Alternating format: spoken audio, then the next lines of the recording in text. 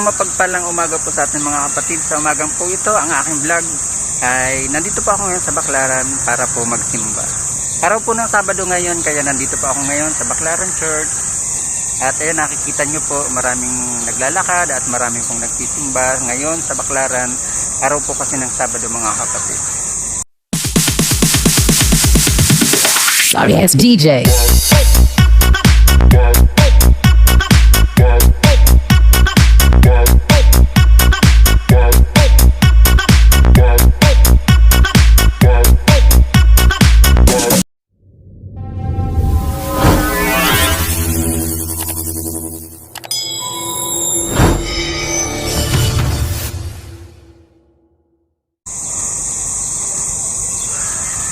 Ito po ang labas ng Baclaran Church mga kapatid.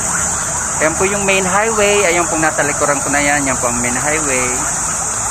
At ito po yung labas po ng Baclaran. Ayan, nakikita niyo po.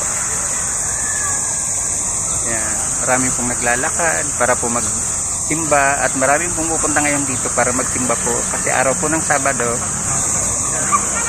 Ngayon dito sa Pilipinas mga kapatid.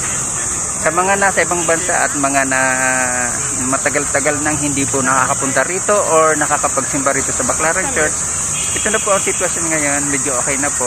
Basta lagi po natin tatandaan, lagi po magsusot ng face mask bago po tayo lumabas ng ating mga bahay para always safe pa rin po mga kapatid. Iisipin po natin lagi ang ating kaligtasan at ang ating safety ng ating sarili mga kapatid.